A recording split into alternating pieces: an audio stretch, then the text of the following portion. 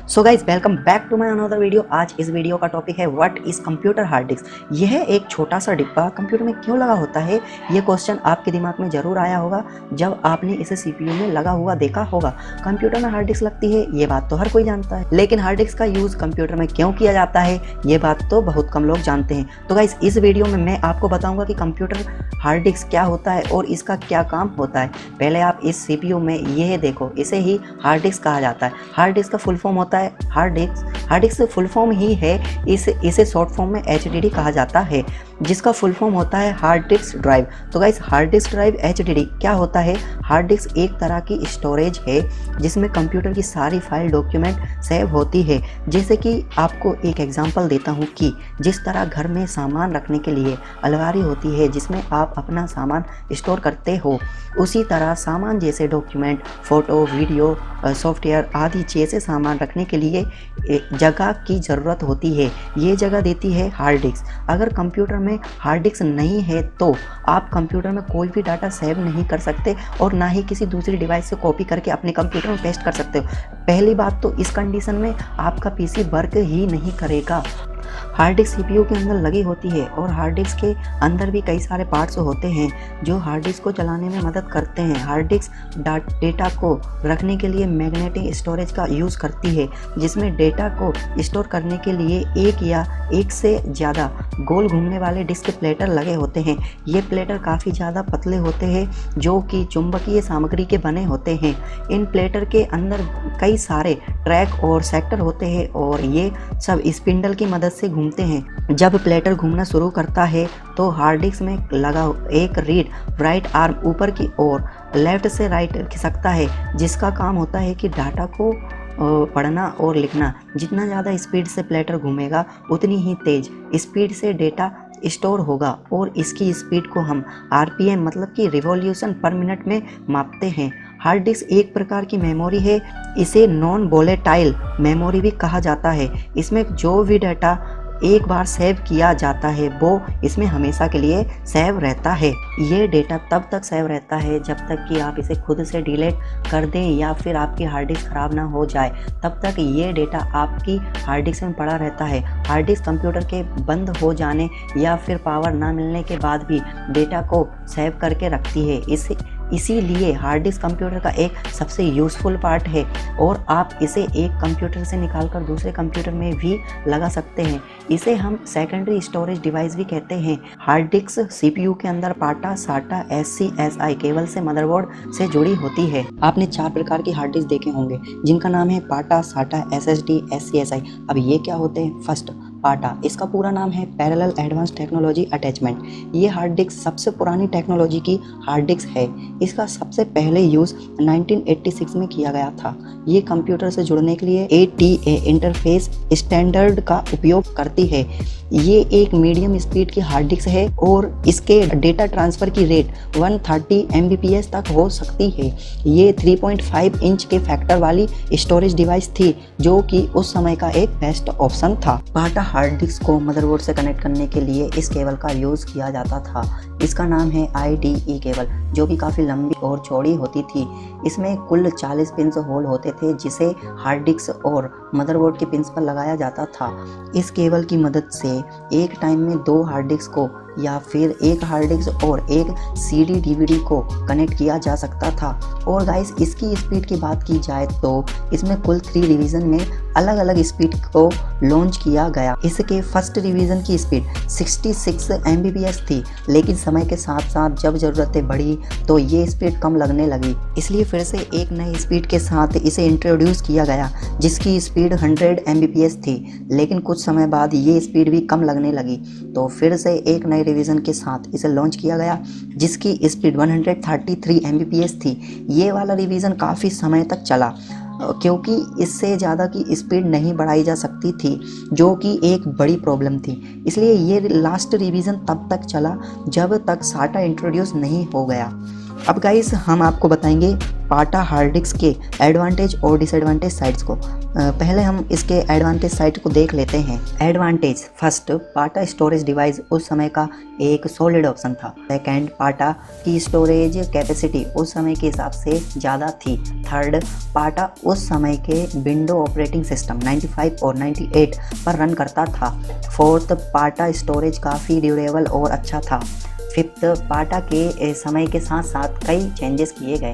अब disadvantage first, पाटा hard disk की स्पीड एक बड़ा कारण था। सेकंड, इसका आईडीई केबल काफ़ी लंबा चौड़ा होता था। आईडी केबल के कारण एयर फ्लो जैसे प्रॉब्लम क्रिएट करता था। थर्ड, पाटा केबल साटा केबल की अपेक्षा काफ़ी कॉस्टली था। फोर्थ, पाटा हार्ड डिस्क के 3 रिवीजन में फर्स्ट 66, सेकेंड 100, थर्ड 133 मेगाबाइट मतलब कि MB की ही स्पीड थी, जिसे और भी नहीं बढ़ाया जा सका। फिफ्थ, और आज के समय में पाटा कम्प्लीटली आउटडेटेड हो चुके हैं। अब गाइस हम बात करेंगे साटा के बारे में। साटा इसका पूरा नाम है सीरियल एडवांस्ड टेक्नोलॉजी अटैचमेंट। आजकल यही हार्ड डिस्क ज़्यादातर कंप्यूटर और लैपटॉप में देखने को मिलती है। पाटा के मुकाबले साटा एक तेज स्पीड की हार्ड डिस्क है। इसकी डाटा ट्रांसफ़र स्पीड 150 Mbps से 600 Mbps तक हो सकती है और इसमें लगने वाली साटा केबल काफ़ी पतली है, जो कि पाटा केबल से काफ़ी ज़्यादा बेहतर है। एंड गाइस एक बात और सुन लो, hard drives are of 2 types, HDD and SSD। HDD hard disk drive, there have one or more rotating disks and magnetic storage. SSD solid state drive, they don't have any moving parts and have flash memory type storage. And guys हम बाद में समझेंगे SSD drive के बारे में। अब हम इसके एडवांटेज और डिसएडवांटेज साइड को देख लेते हैं। एडवांटेज फर्स्ट, साटा के पहले रिवीजन की स्पीड 150 Mbps थी। गाइस साटा का पहला रिवीजन ही पाटा के लास्ट रिवीजन से फास्ट था। सेकंड, साटा केबल में कुल 7 पिन्स ही होते हैं, पाटा की तरह 40 पिन्स नहीं। गाइस इसका मतलब ये नहीं है कि पाटा ख़राब थी, ये उस समय की एक अच्छी हार्ड डिस्क थी। थर्ड, साटा केबल में कई प्रकार के बदलाव किए गए थे। केबल को मजबूत किया गया, लॉकिंग मैकेनिज्म को इंट्रोड्यूस किया गया। फोर्थ, साटा के सेकंड डिवीज़न की स्पीड 300 Mbps है और साटा आज भी यूज़ में है। पाटा कम्प्लीटली आउटडेटेड हो चुका है। फिफ्थ, साटा के हार्ड ड्राइव कम प्राइस में उपलब्ध हैं और साटा में कभी डिस्क के लिए अलग अलग केबल लगती है, चाहे हार्ड डिस्क हो या CD या DVD हो। अब गाइस डिसएडवांटेज साइड को देख लेते हैं। डिसएडवांटेज फर्स्ट, साटा हार्ड डिस्क पाटा की तरह आज भी मैकेनिकल बेस्ड है। सेकंड, साटा केवल फर्स्ट रिवीजन के केबल में लॉकिंग मैकेनिज्म नहीं था, जिसका कारण केवल अपने पार्ट में से आसानी से खिंच जाया करते थे। थर्ड, साटा के रिवीजन 1.0 का पार्ट काफ़ी कमज़ोर टाइप के थे जो टूट जाया करते थे। फोर्थ, साटा हार्ड डिस्क मैकेनिकल होने के कारण बहुत जल्दी क्रैश हो जाते हैं। फिफ्थ, साटा हार्ड डिस्क एक बार गलती से भी गिर जाए तो उसके ख़राब होने के चांस बढ़ जाते हैं। अगर आपका CPU टेबल पर रखा है और ऑन है, अगर आपका CPU टेबल से नीचे गलती से भी गिर गया तो नुकसान आपके हार्ड डिस्क और मदरबोर्ड का होगा। तो गाइस ये थे इसके एडवांटेज और डिसएडवांटेज साइड्स। गाइस साटा के बारे में अभी और भी ज़्यादा इन्फॉर्मेशन है, अगर आपको इस पर एक डेडिकेटेड वीडियो चाहिए तो just comment down below. Guys just comment down below, we need a dedicated video on SATA drive. अब गाइस हम बात करेंगे SSD के बारे में। SSD का पूरा नाम है सॉलिड स्टेट ड्राइव। ये आजकल आपको ज़्यादा सुनने में मिलती है क्योंकि ये लेटेस्ट ड्राइव है। ये हार्ड डिस्क सबसे तेज और बेहतर है। इसमें डाटा स्टोर करने के लिए फ्लैश मेमोरी टेक्नोलॉजी का यूज़ किया जाता है। इसकी वजह से इसमें डाटा एक्सेस स्पीड काफ़ी तेज रहती है और इस हार्ड डिस्क की कीमत काफ़ी की हार्ड डिस्क के मुकाबले ज़्यादा है। गाइस SSD के बारे में जानने से पहले हम ये जान लेते हैं कि SSD की ज़रूरत हमें पड़ी ही क्यों, जबकि हमारे पास पहले से ही हार्ड डिस्क ड्राइव का ऑप्शन मौजूद था। तो गाइस जैसा कि आप जानते हैं कि समय के साथ साथ टेक्नोलॉजी कितनी एडवांस होती चली जा रही है और उसी के हिसाब से हमारा वर्कलोड भी बढ़ता चला जा रहा है, तो ऐसे में काम भी तो उसी स्पीड से होना चाहिए। लेकिन हार्ड डिस्क ड्राइव के कारण हमारा काम उस स्पीड से नहीं हो पाता जिस स्पीड से होना चाहिए। इस बात को आप अच्छी तरह से जानते हैं कि हमारा हार्ड ड्राइव एक mechanical structure based storage device है जिसके अंदर मूविंग पार्ट्स लगे होते हैं। तो जब भी डाटा एक्सेस करना होता है तो इसके अंदर लगा हुआ रीड राइट हेड बहुत ही स्लो स्पीड से उस पार्टिकुलर स्पेस तक जाता है जहां डाटा सेव होता है, तब कहीं जाकर वो डाटा अलग अलग प्लेस पर सेव होता है। तो ऐसे में लेटेंसी बढ़ती चली जाती है और इसका प्रभाव स्पीड पर पड़ता है। इस कारण से स्पीड हमें बहुत कम मिलती है। और गाइस, आप चाहे तो अपने HDD के स्पीड को चेक कर सकते हैं। बहुत सारे स्पीड चेकर टूल्स आते हैं, वो टूल भी आपको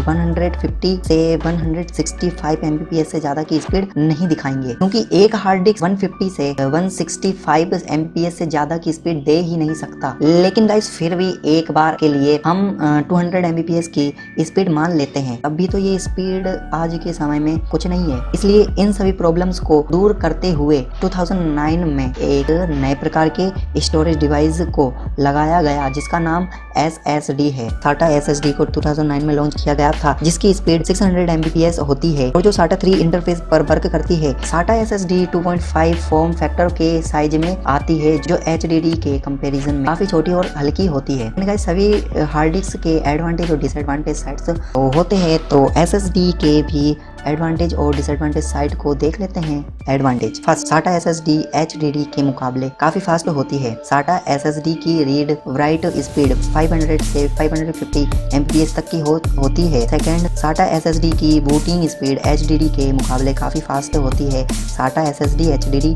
के कंपैरिजन में ज्यादा रिलीवेबल होती है। थर्ड, SSD की लाइफ स्पैन HDD के कंपैरिजन में ज्यादा होती है। तो SSD के किसी भी प्रकार से गिर जाने पर डैमेज का कोई चांस नहीं होता है, क्योंकि इसमें HDD की तरह इतना वजन नहीं होता है। फिफ्थ, SSD की सबसे अच्छी खास बात यह है कि कोई भी प्रकार का नॉइज प्रोड्यूस नहीं करती है, और अच्छी बात यह है कि कम से कम पावर कंज्यूम करती है। अब गाइस, इसके डिसएडवांटेज साइड को भी देख लेते हैं। बेसिक गाइस, इसके डिसएडवांटेज साइड इतने कोई खास नहीं है, फिर भी हम देख लेते हैं डिसएडवांटेज। फर्स्ट, SATA SSD की कैपेसिटी HDD के मुकाबले काफी कम होती है।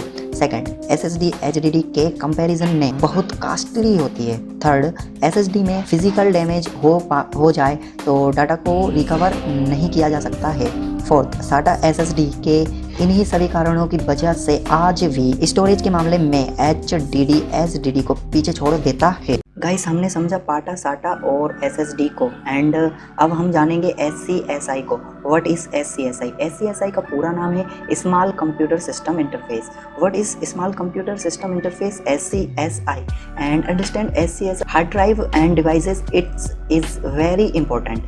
SCSI इस तरह की हार्ड डिस्क कंप्यूटर से जुड़ने के लिए छोटे कंप्यूटर सिस्टम इंटरफेस का इस्तेमाल करते हैं।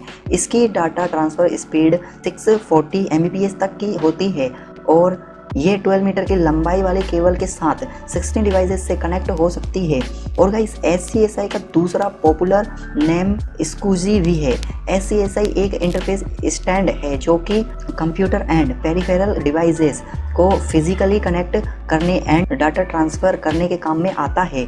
ये सबसे ज़्यादा SCSI hard drive and top drive में काम आता है, बट SCSI को बहुत सारे अदर डिवाइस को कनेक्ट करने के लिए भी यूज़ किया जा सकता है, जैसे कि scanner, printers and CD drives. SCSI ज़्यादातर सभी ऑपरेटिंग सिस्टम सपोर्ट करते हैं। जब SCSI इंट्रोड्यूस किया गया तो यह data transfer speed and compatibility में एक रिवॉल्यूशनरी स्टेप था, क्योंकि उस समय में पैरेलल डेटा ट्रांसफर पॉपुलर था।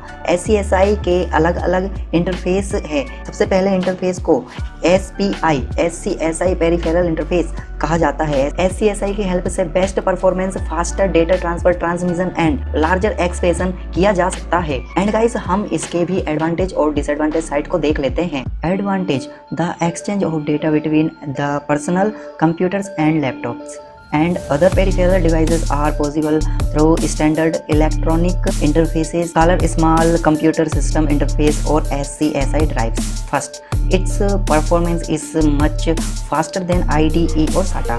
Second, the peripheral devices are independent, so the computer can do other work. Third, many devices, nearly 16, can be attached at the same time on a single controller. Disadvantage, compared to the other models, the SCS drive is very expensive and comes at a high price. Also it's is hard to configuration the interface perfectly since each device is its own unique identification. First, it may be difficult to configuration older models because each device needs a special ID number and correct termination. Second, SCSI drive and hardware are more expensive than IDE और SATA. So guys, ये थी इन चारों hard disk की details. And guys इसमें कुछ important parts होते हैं जो पूरी हार्ड डिस्क को चलाते हैं।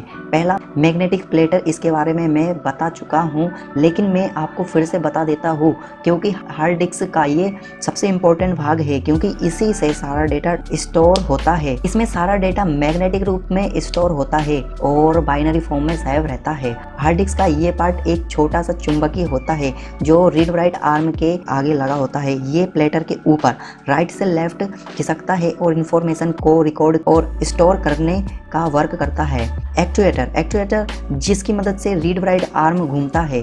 रीड राइट आर्म ये रीड राइट हेड का पिछला हिस्सा होता है और ये दोनों आपस में जुड़े होते हैं। स्पिंडल इसकी मदद से ही प्लेटर घूमते हैं। वो कैसे? ये एक तरह की मोटर होती है जो प्लेटर के बीच मौजूद रहती है। सर्किट बोर्ड ये प्लेटर से डेटा के प्रभाव को नियंत्रित करता है। कनेक्टर ये सर्किट बोर्ड से रीड राइट और प्लेटर तक डेटा पहुंचाता है।